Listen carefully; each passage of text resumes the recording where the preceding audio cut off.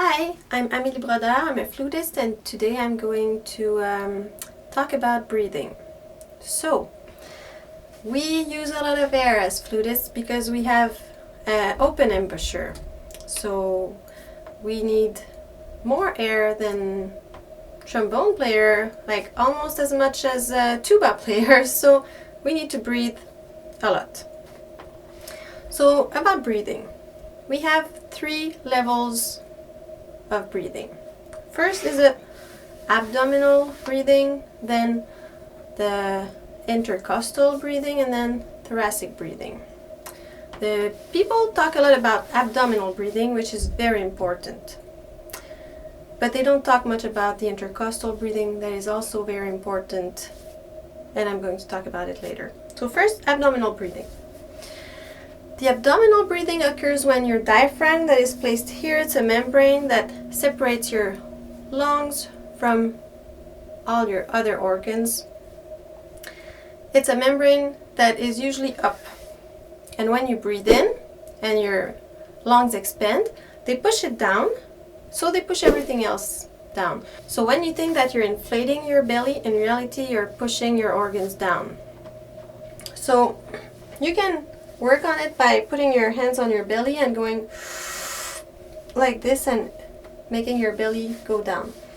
One thing is very helpful, it's to do it on all fours. So a good way to feel your belly going out is to go on all fours, because gravity will also help you tremendously. So you go on all fours and you breathe in and you let your belly go down, and then you breathe out, and you're supposed to feel it very well.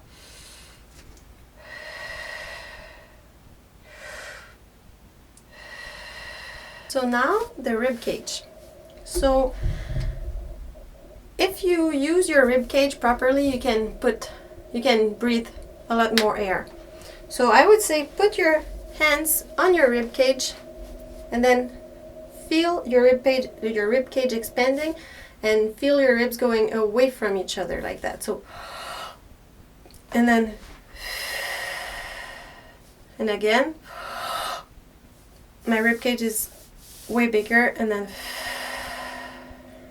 so that's for the rib cage. Then the third level is the chest, but you don't put that much in here, and you don't have much muscles to be able to push it out. So I would say you can use it when you need a lot of air and you need every little inch of space you can get, but it's not the one you should work the most on. Anyways, when you're stressed, you usually use that and it's not that helpful, so I would really work on the ribs and the belly. You can also try to inflate in your back. Here you put your hands and you can feel that there's air. It's not air going there, but it's pushing there. So a good way to go and put air all the way in is to say Hawaii while you're breathing in, a little bit as if you were yawning, like so. Will fill up your belly. Wa, you'll open your ribs, and Yi, you'll fill the little space you have left here. So it goes like this. It's also very helpful if you push the air out before you breathe in. This way you can feel the air going in even better. So, and now I have a lot of air. I can breathe out for a while.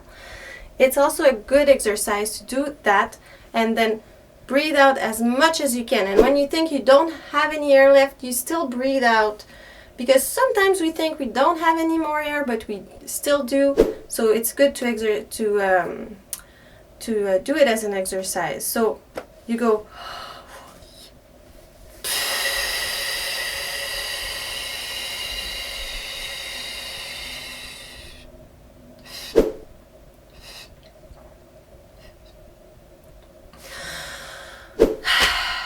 and then you relax. So when I was stopping, I was not taking more air in, I was just stopping and then trying to push a little bit more again.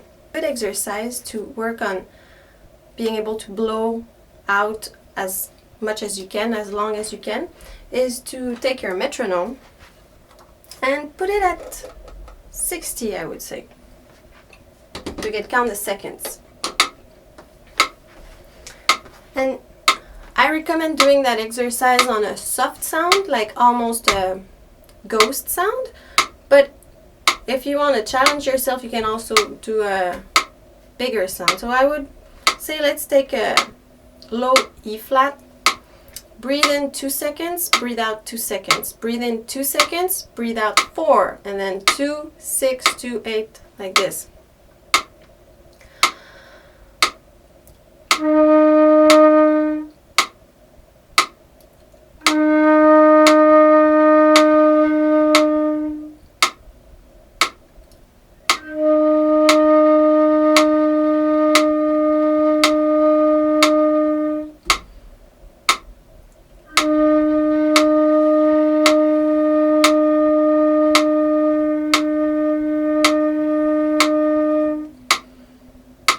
And so on and so on.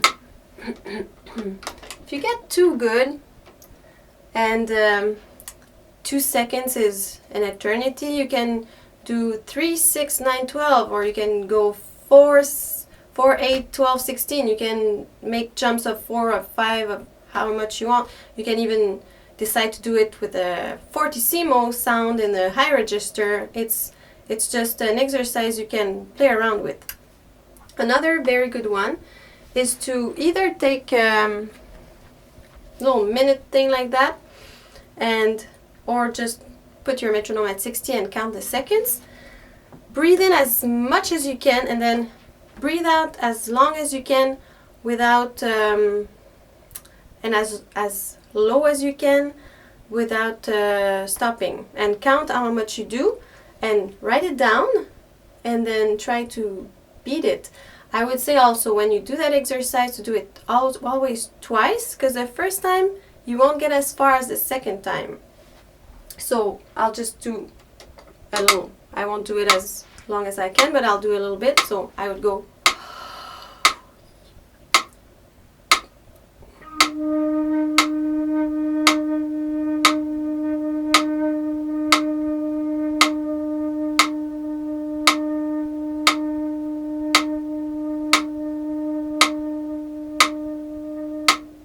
And you can blow like that for a long time. Try to go up to a minute if you can. So that's a very useful exercise. And then there's also sometimes the reason why we can't blow out as long as we would like to is because it's not because we don't have air in our lungs, it's because we want to get new one in. So a thing that helped me a lot was to breathe in and hold it for at least 20 seconds. And in the beginning you might feel your heart going a bit poop, poop, poop, poop, poop, but then it will calm down. It's also a very good way to calm yourself just before going on stage if you're stressed, because if you breathe fast, it makes your heart rate go faster and everything goes faster, so you get even more stressed. If you just breathe in and hold like that for a good 20 seconds, 30 seconds, you will calm everything down, but it also trains your body to deal with waiting for air. So that's that. You can also work your breathing in your bed before you go to sleep, in the bus. I increased my breathing capacity a lot in my bed before I go to bed, and you sleep even better. So I would do the square breathing. So I would breathe in 4 seconds, or I would take my heartbeat as a second, which is not really a second. And then I would breathe in 4, hold 4, breathe out 4, hold 4, and do that again and again. And when you get better, or during the same session, you can go 5, 6, you can go up to 15 and go breathe in for 15, hold 15, breathe out for 15, hold 15. It's a very good exercise. It's calming, and it's also good to expand and also It's about managing the air that's going out and then that's coming in. And I'll talk more about breathing out when we'll talk about sound in a further expose. So I hope this little capsule about breathing was helpful for you. If you have any questions, just put them in the question box or comments. Thanks. Thank you very much. Click here for more videos and playlists.